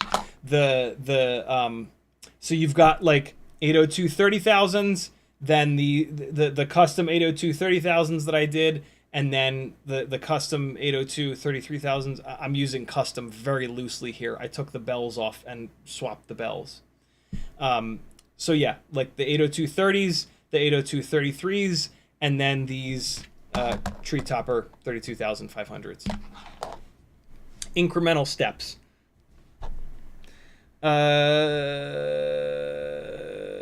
Douglas 6 says, what frame do you use for 75mm 2S? Mobula 7 V3. It is just awesome. With a very specific BetaFPV AIO that does not have a USB port on the bottom, you can actually run the Mobula 7 V4 frame, which is 1 gram lighter, and it has a little bit less prop obstruction, but it's not as strong. This Mobula 7 V3 frame is so durable. I really dig this frame. This frame also has such a cool little feature that was like that somebody on my Discord figured out. I forget who it was. If you're going to run BT 3.0, this rear hole in the frame is perfect for the BT 3.0 plug, and then you put your battery in here, you plug it right in there, and it's just the slickest thing ever. Your battery leads are ultra short and ultra lightweight. And then my favorite thing, though, is that it keeps the battery from getting ejected. When you run the battery in here, when you run the battery in here and then you plug it in like that, the battery can't eject rearwards because that's in the way, and then it can't eject frontwards because this is in the way. Every single other way that you would mount your battery lead here, it would allow these the one thing that I don't like about these batteries with the leads hanging off is there's no plastic thing, right? There's no plastic piece like this to keep the battery from ejecting. So when you do like a normal battery lead setup with a battery like this, it'll go shooting out the front, and then the wire will just be hanging. And then, like, worst case scenario, it'll come all the way out the front, and then you got a dingleberry hanging down below your quad, and that's like ultra bad. This Mob 7 V3 frame on these 2S builds is just the fucking greatest thing, man. I absolutely love it so much. This build is cheating. It's so lightweight. I originally did the 2S thing mainly for the digital rigs, mainly to carry around the extra 7 grams of Walksnail, the extra 8 grams of 04. But then I just did this analog build like for fun because the X12, the Happy Model X12 AIO will run on 2S, and this just ruined me. Like, really, like, to be completely honest, this build just, it fucked it up for everything else because it's got so much power, it's got so much response time. I've got it motor limited down a bunch. If I ever want more power, I just land real quick, go into the OSD, crank the motor limiting up. I think it's motor limited to like 80%. And the motors on it, I think, are 18,000. They're Tiny Whoop, Hex 802, 19,000 kV, 1.5 millimeter motor shaft. It's just ridiculous. The fact that it's only 2 grams heavier when you use these little Tiny Whoop 300 mAh 2S BT 3.0 batteries is ridiculous.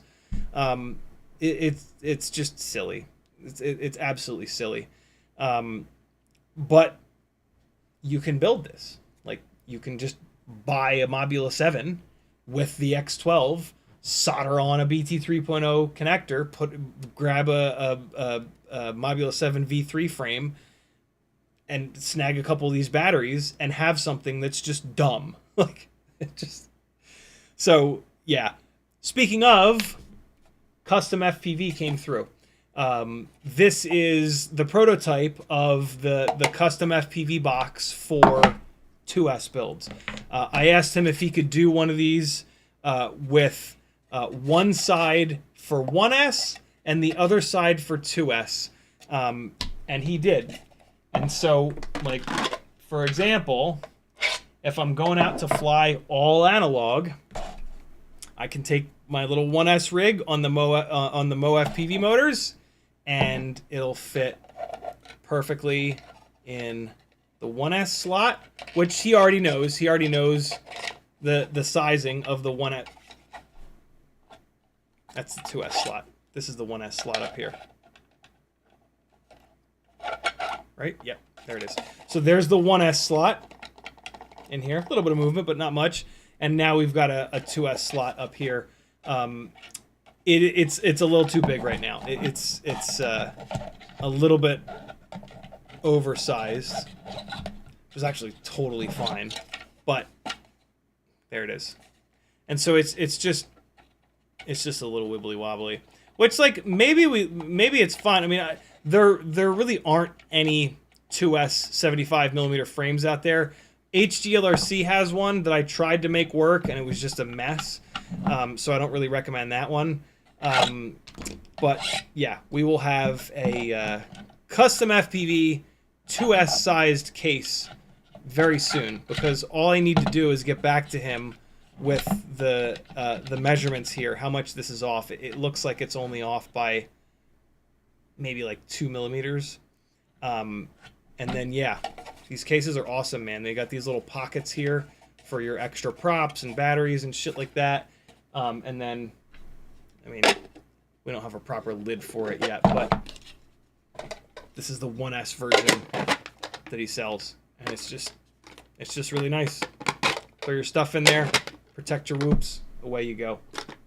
If you ask Custom FPV really nicely, maybe he'll put your logo up on the top. And your logo inside as well.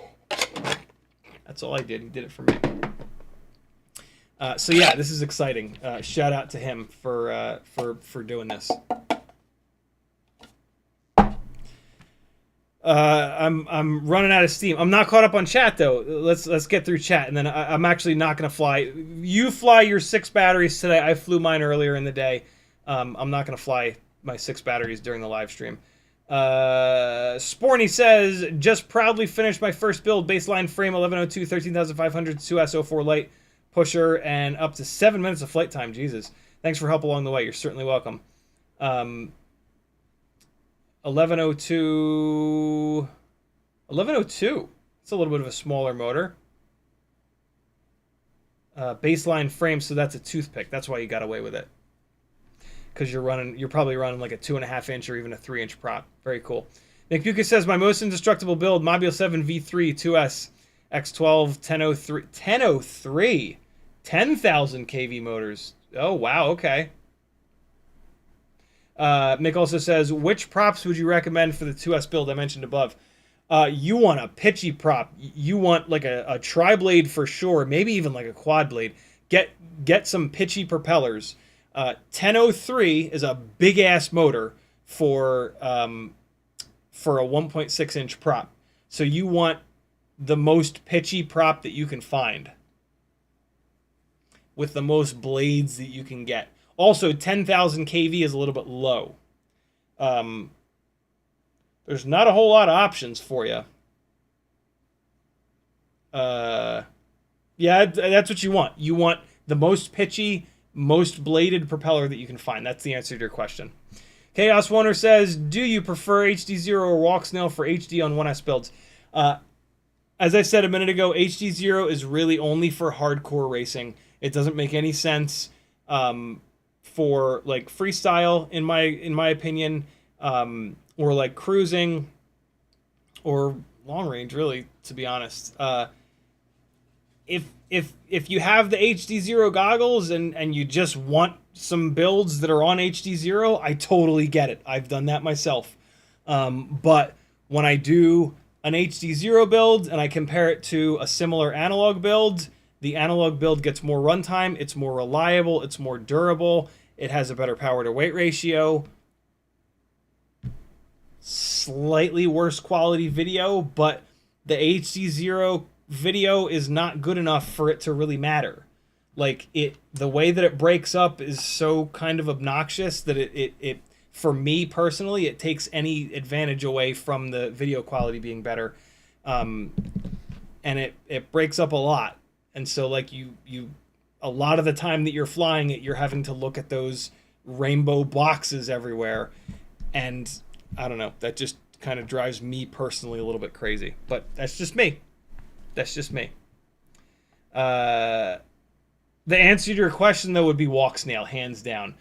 For me, it's either analog or Walksnail /04. HDZero is stuck in this middle ground. And that middle ground is perfect for racers, but yeah. Whoop Fox says, I got some 0702 screamers and I'm getting some shaking from time to time when stabbing the throttle. Tried different prop, different canopies. Think filters could help. No.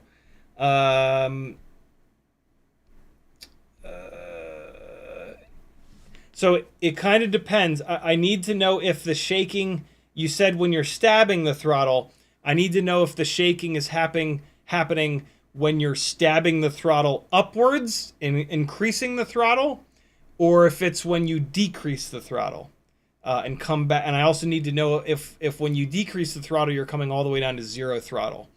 If the shaking is happening when you're increasing the throttle, that's probably your PIDs are probably overtuned, or the props are out of balance, or the motor shafts are bent, or there's some other mechanical issue. If the shaking is happening when you pull the throttle down to 0, that could be fixed with anti-gravity. Turning your anti-gravity gain up could fix it. So yeah, there you go. I just answered the question depending on either scenario, so you should be good.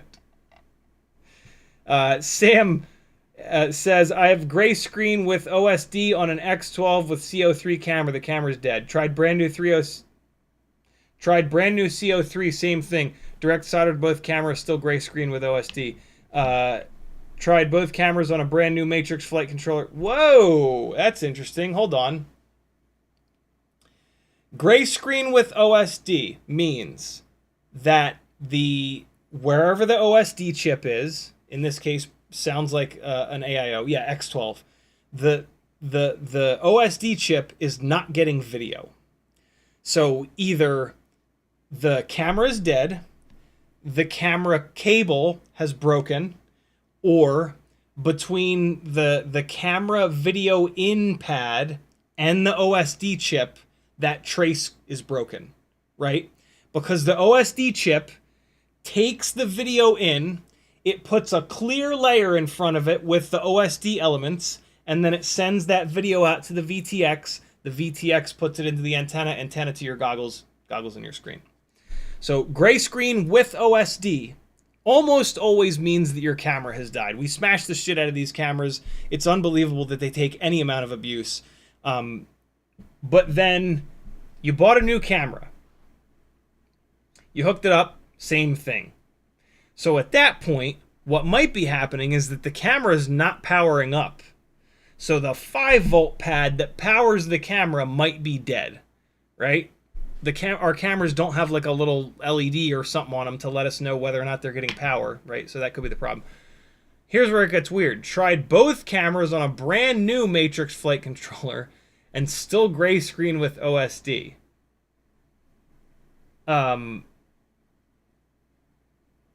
That doesn't make any sense.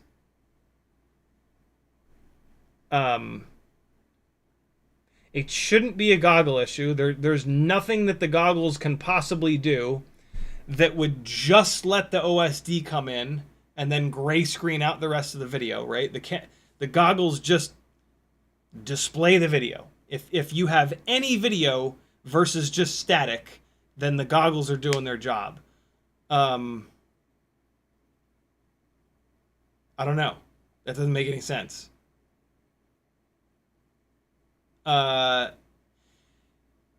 You have to go back and do everything again.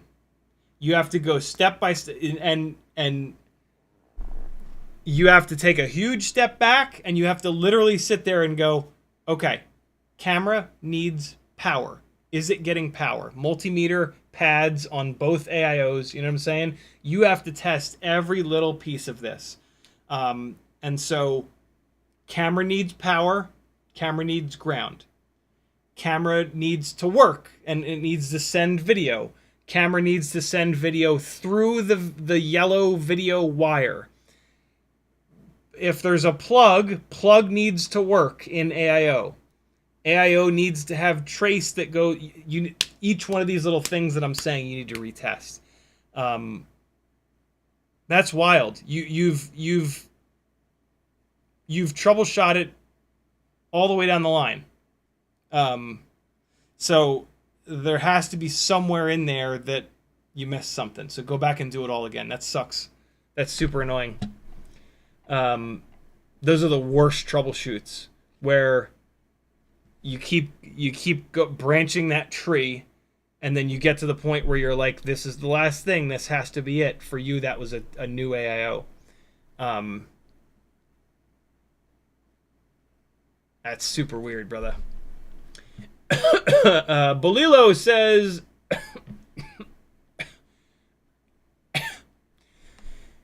and reason not to use the Matrix board with the Treetoppers. I would have a build on Matrix with them. Want to know if I should switch it up.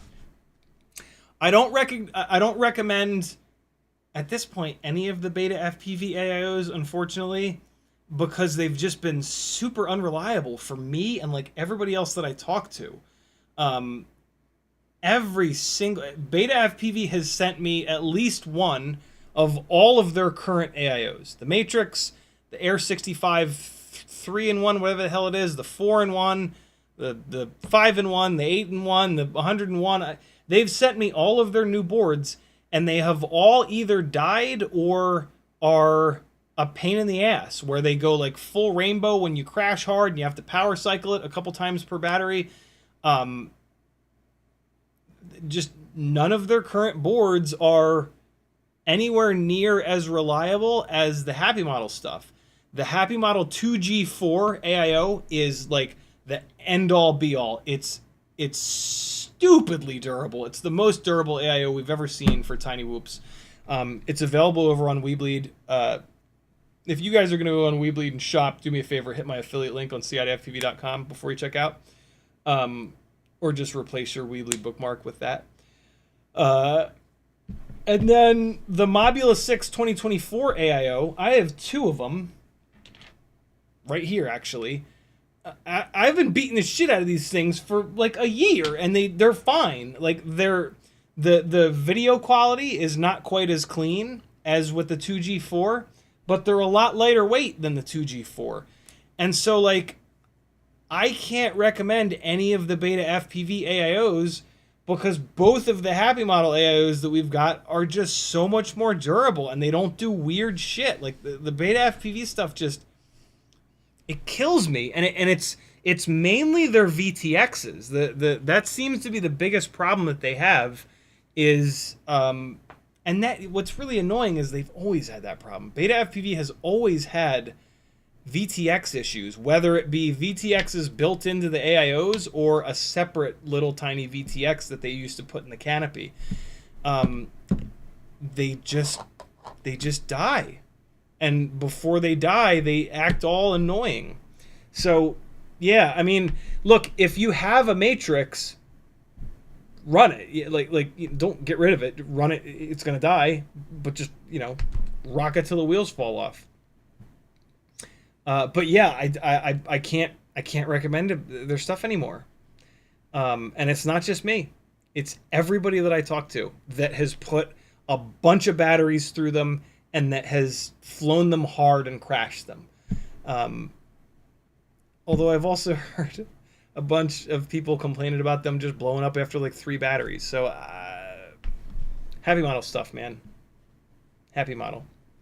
Dave S says, would you go AIO or stack on a 3.5-inch X-frame quad? If I can X-frame, you mean like toothpick style? If it's a toothpick, AIO, because like the taller you make your stack on a toothpick, the higher the canopy is, and when you crash, it tries to break it, and it's just a mess. Any school bus style frame, any frame that looks like a 5-inch rig with the central canopy where the stack is on the inside and it's protected, I will always try to do a stack. Having a separate ESC and a separate flight controller is just a better setup for so many different reasons. Whoop Fox says, think I found my problem. How much play in the bell is too much? You don't want any. So any is sort of too much. But I mean, it depends, you know. If it's a basher, run it till it explodes, you know. Brian Kirk says, the MAH draw was way off now that I'm running the 0702 30,000 kV motors. It says I used 1500 mAh on my 3-inch mAh battery. Yeah, that happens to me all the time. That's an easy fix, though. Sporny says, YouTube just did the thing again to try to drive me to drink. Sporny says, I fly 45mm props in my baseline. Changed frame from Cockroach 82. In pusher configuration, there isn't enough space for a bigger props because of the batteries, but I don't have props in view. That's pretty cool with wide angle. That's pretty slick. So yeah, you're doing 45mm props. That's not that big of a propeller though. Huh. That's a pretty cool build. Benny Bravo says, do you prefer the BetaFPV 1102s or the 802 Treetoppers for 75? They're 2 totally different motors for 2 totally different jobs. I prefer the BetaFPV 1102s for the Walksnail rig that's carrying a bunch of extra weight. I prefer the Treetoppers for the lightweight analog build. Lightweight build 802s, heavier build 1102s, hands down. The only time I would do the 1102s on an analog build would be if I was building it to fly high throttle all the time. An 1102 motor is a wide ass motor, and so it's going to stay really cool. It's going to get lots of that thrust being produced by the propeller coming down through that wide ass motor, and so it's going to stay cool all the time. So if you want to put like 40-degree up tilt and just rip up and down the street and just like fly it fast all the time, that's what the 1102. The 1102 will do a little bit of a better job with that. The 802 is going to be lighter weight, so you're going to have better power to weight ratio. But if you just constantly hammer the throttle and you try to fly 80% throttle the whole battery, it's only 8mm wide, so it's going to get a little bit hotter. That's going to hurt the efficiency a little bit. It's going to be a little bit less consistent. You know, if you're hammering the shit out of it and then you go full throttle, you're not going to get as much power as if you're just cruising slowly and you go full throttle. And so, yeah, 2 totally different motors for 2 totally different scenarios. With the weight of digital, that weight makes the motor get hotter all the time. So the 1102 is going to be a much better bet for that kind of a setup, right? So for the digital builds, it's you know, it's hard to beat that 1102. Whoop Fox says up, and at any amount down. Take your master multiplier, and if it's at 1.0, for example, move it to 0.6, fly it, see if it's better or worse, then take it and move it from 0.6 up to 1.0, and then up to 1.4. Fly it, see if it's better or worse. That'll start to get you dialed in on whether or not it's a tune issue. Bolilo says, I burned through quite a few. I've been switching to the Hummingbird V4 lately. What were we talking about? Ah, the Matrix boards. Okay. Yeah. Yeah, it's a shame. It's a shame it's not more durable. Bolilo says VTX has been the problem with every Matrix I've owned. Yep. There it is. P-Money says, thanks, Ciotti, for distinguishing the 1102 versus 802. I'm good with the 1102 BetaFPV. Yeah, it's a hell of a motor. I didn't try the BetaFPV 1102 for a while because there was like a couple people that were like, no, it's magic. And I'm like, there is no magic. It's all math. And there isn't any actual magic. It just, that motor, similar to the Treetoppers, the BetaFPV 1102 22000, I think, has the perfect gauge of wire wound around the stators. And that makes it magic, right? It like performs better than you think it should. And so, yeah, now we've got two motors in two totally different sizes, which is amazing, that perform really, really, really well. So, yeah, lucky us, man. Brian Kirk says, my Hummingbirds have problems with the VTX overheating after some crashes. Keep flying them, and eventually the VTX will just die all the way, and then you can replace it, or replace it now.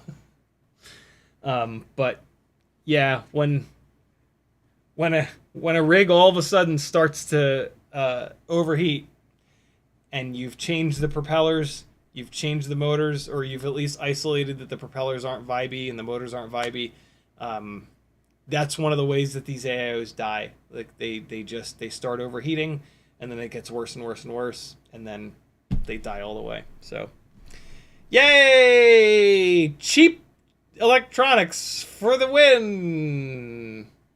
But I mean, you know, would you want to spend twice as much money on an AIO that's a little bit better quality?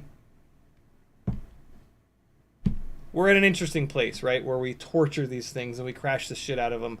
And so the emphasis on this stuff being cheap sort of makes sense. So yeah. Thanks for hanging, friends. CiottiFPV.com to support me. Patreon is the best thing that you can possibly do, and you get the most sort of benefits from it. It's as little as $3 a day. That's $3 a month. That's 10 cents a day, yo. Do it. Join my Patreon. You'll love it. Awesome community of people over there. You'll get full access to my Discord. You'll get access to a YouTube playlist with some really fun stuff that's unlisted. Yeah, you'll love it. Buy something on my Etsy store. You deserve it. You haven't bought yourself something in a while. Go do it. Buy some of my time over on the Fiverr link if you want to learn a lot really fast. In a half an hour, you wouldn't believe how much knowledge you can gain from just hammering me with back-to-back questions, or just letting me kind of guide you through some stuff that's going to help you really understand FPV so that you stop buying the wrong thing. Lots of good stuff. Off Axis with the last comment of the live stream. He says, if you remember that Caddx baby turtle camera that had MIPI cables, can those be used in HDZero maybe? That's a really good question. I have no idea, but that's a really good question. I don't have any of those cameras. If anybody out there has one of those Caddx baby turtle cameras with the MIPI cables, link up with Off Axis, and let's figure out if it can be used with HDZero. That's a great question. Thanks, friends. I'll see you guys on Friday at 7 o'clock Eastern time. Be good. Here's some more. I think I played through all the flight footage. I'm going to round us out with the Treetopper flight that I did like 3 hours ago, that I played at the beginning of the live stream. Super impressive motors, man. If you've got a 1S 1.6 inch prop build, these are the motors for it, man. Get you some. Come on, computer. There it is. See you Friday, friends.